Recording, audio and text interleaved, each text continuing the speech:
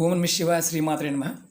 మిత్రులకి శ్రేయోభిలాషులకి అలాగే నేను ఇంతగా ఆదరిస్తున్న యూట్యూబ్ ప్రేక్షకులందరికీ కూడా పేరు పేరు ధన్యవాదాలు. మిత్రులరా, మీ అందరికీ కూడా ఆ పరాదేవత ఎల్లవెల్లలా మీతో ఉండి మీ మనోవాంఛ నెరవేర్చాలని మనస్ఫూర్తిగా కోరుకుంటున్నాను. ఈరోజు మనం సాముద్రిక శాస్త్రం, దీనిలో అంగ సాముద్రికం ఉంటుంది, హస్త సాముద్రికం ఉంటుంది, పుట్టుమచ్చల శాస్త్రం ఉంటుంది, జ్యోతిష్ శాస్త్రంలో ఒక భాగం. చాలామంది మిత్రులు మెయిల్స్లోను కామెంట్స్లోను గురువుగారు మా ఒంటి మీద ఇలాంటి గుర్తులు ఉన్నాయి, మా చేతులు ఇలాంటి రేఖలు ఉన్నాయి, మాకు ఇలా పుట్టుమచ్చలు ఉన్నాయి, మా భవిష్యత్తు ఎలా ఉంటుందో తెలుసుకోవాలనుకుంటున్నాం, దాని గురించి వివరించండి అని చాలామంది అడిగారు. అలాగే కొంతమందికి అసలు దీని మీద నమ్మకం కూడా ఉండదు. ఇవన్నీ శరీరం మీద వచ్చే మచ్చలు, ఇవి సహజంగా వస్తాయి, వీటి గురించి పెద్దగా పట్టించుకోవాల్సిన అవసరం లేదు అని కూడా చాలామంది భావిస్తూ ఉంటారు. శాస్త్రం ఏం చెప్తుందంటే అంగ సాముద్రికము, సాముద్రిక శాస్త్రము, హస్త సాముద్రికము, ప్రశ్నా శాస్త్రము, పుట్టుమచ్చలు పురాణాల్లో వీటి వర్ణన ఉంది. రామాయణం చూడండి, రామాయణంలో వీటి గురించి కూడా వాస్తు గురించి కూడా చూడడం జరిగింది. మనకి వైదిక శాస్త్రం అంటే మన వైదిక ధర్మం ప్రకారం మన కర్మ సిద్ధాంతంలో కొన్ని లక్షణాలు, పుట్టుకతో వచ్చే లక్షణాల వల్ల ఆ వ్యక్తి యొక్క గుణగణాలు, ఆ వ్యక్తి జీవితం ఎలా ఉంటుంది, ఏ విధంగా ఉంటుందో వివరణ ఉంది. కాబట్టి మన శాస్త్రాల్లో ఉన్న విషయాన్ని మనం తెలుసుకుందాం. మన చేతిలో ఉన్న గుర్తులు, పుట్టుమచ్చలు, రేఖలు బట్టి భూత భవిష్యత్ వర్తమాన కాలం గురించి కూడా చెప్పవచ్చు. మన శరీరంలో ఉండే కొన్ని గుర్తులు అదృష్టాన్ని తీసుకొస్తాయి, కొన్ని దురదృష్టాన్ని కూడా తీసుకొస్తాయి. అది కూడా మనం తెలుసుకోవచ్చు. అంటే రాబోయేది ఎలా ఉంటుందో కూడా మనం సాముద్రిక శాస్త్ర ప్రకారం తెలుసుకోవచ్చు. కొన్ని మీకు టూకీగా చెప్తాను, పెద్ద వీడియో కాదు, చిన్న వీడియోని చేస్తాను, లెంతీ వీడియో కాకుండా మీకు ఒక 15 పాయింట్ చెప్తాను. అలాగే మీకు ఈ వీడియో నచ్చినట్టు లైక్ చేయండి, నా ఛానల్ సబ్స్క్రైబ్ చేసుకోండి, పక్కనే ఉన్న గంట సింబల్ని యాక్టివేట్ చేసుకోండి, 10 మంది మిత్రులకి షేర్ చేయండి. రాబోయే రోజు వీడియోలో కూడా మీకు అంగ సాముద్రికము, హస్త సాముద్రికము, రేఖలు, వాటి వర్ణన గురించి కూడా వివరిస్తాను.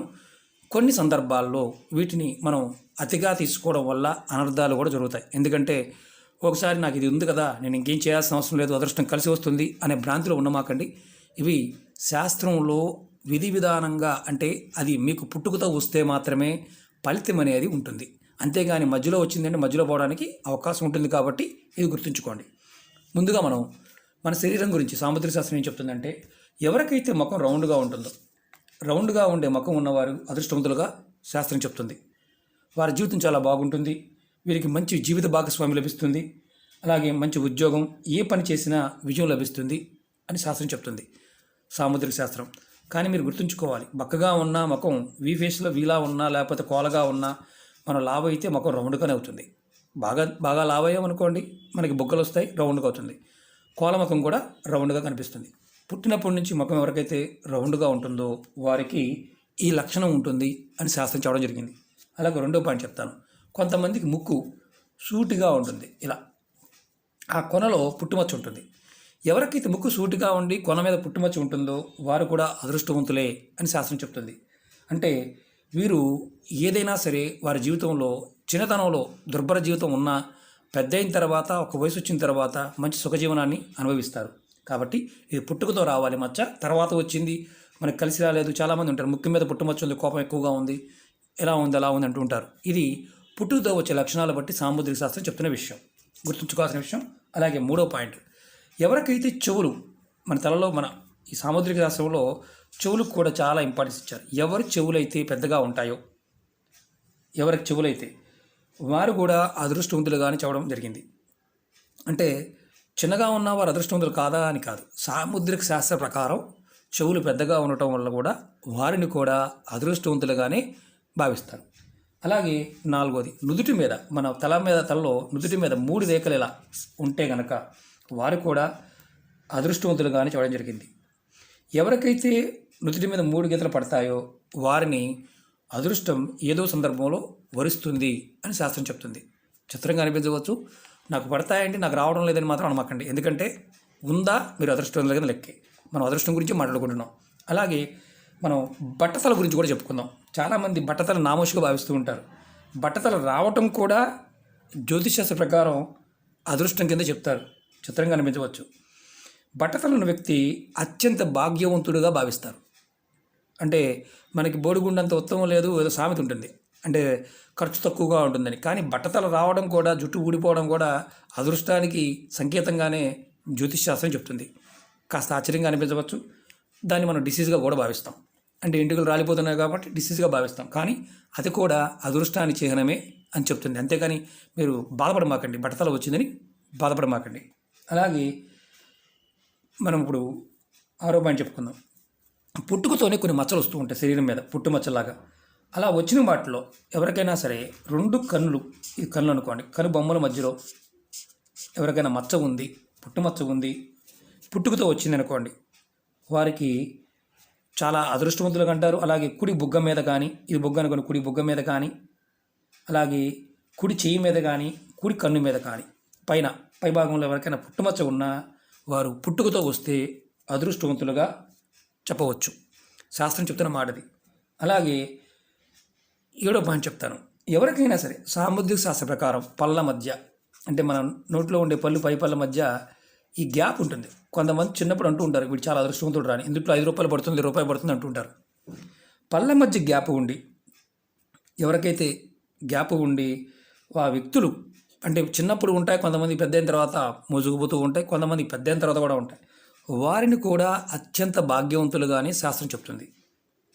అలాగే ఇటువంటి వారికి ఏ పని చేసినా ఉన్నత స్థానంలో ఉండడానికి అవకాశం ఉంటుంది. కానీ వీళ్ళు చేయడానికి ఇష్టపడరని శాస్త్రం చెప్తుంది. కొంతమంది మంచి చేస్తే ఉన్నతంగా ఉంటారు, చేయకపోతే మామూలుగా ఉంటారు. కానీ వీరి జీవితం ఎప్పుడు కూడా అద్భుతంగానే ఉంటుంది.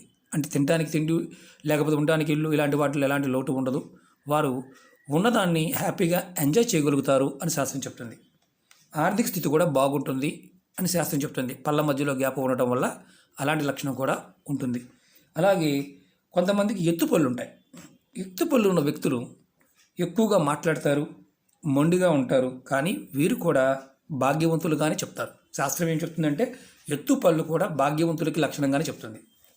అలాగే అరిచేతులు మృదువుగా గులాబీ కలర్లో ఉండాలి. అలాగే రేఖలు కూడా తక్కువ రేఖలు ఉండాలి, స్పష్టంగా ఉండాలి. ఎవరి చేతిలో అయితే అలా ఉంటుందో వారు కూడా అదృష్టవంతుల కిందే లెక్క. అలాగే మన అరిచేతుల్లో ఇప్పుడు అరిచే అనుకోండి, దీనిలో చూపిస్తా నేను.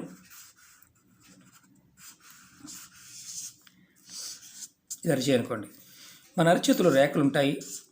హృదయ రేఖ, శిరోరేఖ, ఆయుష్ రేఖ, ఇది ఆయుష్ రేఖ. ఇప్పుడు ఈ రేఖలు ఇలా త్రిభుజాకారంలో, ఏ రేఖ మీద అయినా సరే త్రిభుజాకార ఆకృతులు ఉంటే మీ చేతిలో, మీరు ఖచ్చితంగా అదృష్టవంతుల కిందే లెక్క. ఇది అదృష్టానికి చిహ్నం. కష్టాలు, నష్టాలు ఇలాంటివి ఏదొచ్చినా ఆ సమయంలో మీరు బయటపడిపోతారు. అందులో మొకమాటమే లేదు. అలాగే చేతి వేళ్ళు కూడా సన్నగా, పొడవుగా ఉన్నవారిని అదృష్టవంతులుగానే శాస్త్రం చెప్తుంది. చక్కగా సన్నగా ఉన్నవారిని చేతులు, వేళ్ళు మగవారికి లావుగా ఉంటాయి, ఆడవారికి సన్నగా ఉంటాయి. కొంతమందికి సన్నగా ఉంటాయి, కొంతమంది లావుగా ఉంటాయి. రకరకాల లక్షణాలు ఉంటాయి. కానీ సన్నగా ఉన్న వేళ్ళు వల్ల అదృష్టవంతులుగానే చూడడం జరుగుతుంది.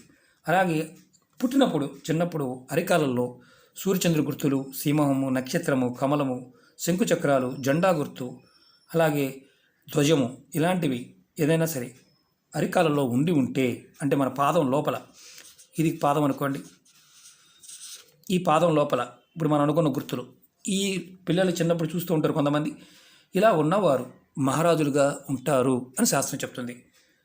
అలాగే స్త్రీలకి సంబంధించినంతవరకు సాముద్రిక శాస్త్రంలో నాభి లోతుగా ఉంటే వారు కూడా భాగ్యవంతులుగా ఉంటారు అని శాస్త్రం చెప్తుంది. అలాగే మన కళ్ళును బట్టి కూడా మనం సాముద్రిక శాస్త్రం ఏం చెప్తుందంటే, ఎవరికైతే కళ్ళు లోపలికి ఉండి, కనుపాపలు నల్లగా ఉండి, కళ్ళు పెద్దగా ఉన్నవాళ్ళు బుద్ధిమంతులు, ధనవంతులు అవుతారు శాస్త్రం చెప్తుంది. అలాగే ఈ కొనలు కలిసి ఉంటాయి, కొంతమందికి ఓపెన్గా ఉంటాయి, ఇలా ఉంటాయి కొంతమంది చక్కగా కాటుకు పెట్టుకున్నట్టే ఉంటాయి కళ్ళు. అలా ఉన్నవారు కూడా అదృష్టవంతులు అవుతారు అని శాస్త్రం చెప్తుంది. మనం ఇవన్నీ కూడా సాముద్రిక శాస్త్రంలో చెప్పిన లక్షణాలు. మీరు పాజిటివ్గా తీసుకుంటే పాజిటివ్గా ఉంటుంది, నెగిటివ్గా తీసుకుంటే నెగిటివ్గా ఉంటుంది. కారణం ఏంటంటే ఇవి జన్మతా వచ్చినవి అనుకోండి, వీటికి ఉండే లక్షణాలు, వాటికి ఉండే పరిణామాలు ఉంటాయి. అలా కాకుండా మనం మధ్యలో వచ్చే కొన్ని ఒక్కొక్కసారి శరీరం మీద పుట్టుమచ్చలు చిన్నగా స్టార్ట్ అయ్యి అది పెద్దగా ఇంత వెళ్ళిపోతుంది. అలా పెద్దగా పెరుగుతున్నాయి అంటే మీరు డాక్టర్ దగ్గరికి వెళ్ళాలని అర్థం. ఎందుకంటే మనం క్యాన్సర్కి సంబంధించిన లక్షణాలు కూడా మన శరీరం మీద ఉన్న మచ్చలు తెలియజేస్తాయి. అది గుర్తుంచుకోవాలి. కొంతమందికి పుట్టుమచ్చలు నలుపు ఉంటాయి, పచ్చ కలర్లో ఉంటాయి, ఎరుపు ఉంటాయి, గులాబీ కలర్లో ఉంటాయి. కొంతమంది పురుగుడికాయలు వస్తాయి, వాటిని కూడా పుట్టుమచ్చలుగా భావిస్తూ ఉంటాం. పుట్టుకతో వచ్చే వాటికి ఉండే లక్షణాలకి మధ్యలో వచ్చే లక్షణాలకి తేడా ఉంటుంది కాబట్టి మీరు గమనించాలి. ఇది సాముద్రిక శాస్త్రం. అంగ సాముద్రికము, హస్త సాముద్రికము, జ్యోతిష్ శాస్త్రంలో ఈ లక్షణాలు పుట్టుమచ్చలు ఇవన్నీ కూడా పుట్టుకతో వచ్చిన వాటికి ఉండే ఫలితాలు ఖచ్చితంగా ఉంటాయి. మధ్యలో వచ్చే వాటికి మధ్యలోనే మనం పోతాయని చెప్పవచ్చు. అలాగే వీటిని ఎంతవరకు నమ్మాలి అనేది కూడా ఒక క్వశ్చన్ సహజంగా. వీటిని కొంతమంది ఏమంటారంటే ఉన్నాయి కదా, నాకు ఇవన్నీ ఉన్నాయి కాబట్టి నాకు తిరిగేయలేదు అనుకుని కొంతమంది అనుకుంటూ ఉంటారు.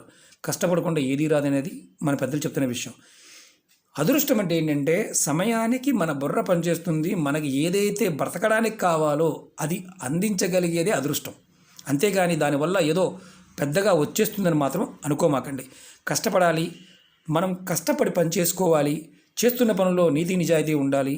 అలాగే ఎదుటివారిని ఇబ్బంది పెట్టాలని మోసం చేసి ఏదో చేయాలని మాత్రం చేయకూడదు. కాలం ఎందుకంటే ప్రతిదీ కూడా మనకి బూమరాంగ్ లాగా వెనక్కి వస్తుంది. కాబట్టి మనం భగవంతుడి పట్ల విశ్వాసం కలిగి ఉండాలి. ఈ లక్షణాలు అనేవి ఇలా ఉంటే, మన పెద్దలు చెప్పింది ఇలా ఉంటే మనకు అదృష్టం కలిసి వస్తుంది చెప్పారే కానీ ఇది పూర్తిగా ఇలాగే ఉండాలి, ఇలాగే ఉండకూడదనేది ఏది చెప్పలేదు. కాబట్టి మీ అనుభవాల్ని కింద కామెంట్స్లో షేర్ చేసుకోండి. అలాగే మీకు ఈ వీడియో నచ్చినట్టు లైక్ చేయండి, నా ఛానల్ సబ్స్క్రైబ్ చేసుకోండి, పక్కనే ఉన్న గంట సింబల్ని యాక్టివేట్ చేసుకోండి, 10 మంది మిత్రులకి షేర్ చేయండి. రాబోయే రోజుల్లో హస్త సాముద్రికం గురించి కూడా చెప్తాను. ఒకటి గుర్తుంచుకోండి, హస్త సాముద్రికం కానీ అంగ సాముద్రికం కానీ పూర్తిగా వ్యక్తిని దగ్గర ఉండి పరిశీలించాలే కానీ మనం వీడియోల్లోనో లేకపోతే ఫోటోల్లో చూసి చెప్పుకోవడం అనేది అంత ఈజీ కాదు. ఇది గుర్తుంచుకోవాల్సింది. ఎందుకంటే పూర్తిగా జాతకం అనేది ఎప్పుడు కూడా జాతక పరిశీలన చేయటం అనేది దగ్గరగా ఉండి పరిశీలన చేయాలి. మామూలుగా మనకి ఏదైనా సమస్యలు ఉన్నప్పుడు మాట్లాడటం వేరు, పరిశీలించడం వేరు. ఇది గుర్తుంచుకోండి.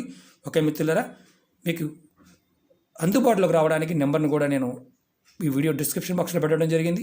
నాతో మాట్లాడాలనుకునేవారు అపాయింట్మెంట్ తీసుకోండి. మీ సమస్యల గురించి సలహాలు తీసుకోవచ్చు. ఓకే మిత్రులారా, ఓం నమః శివాయ, శ్రీమాత్రే నమః.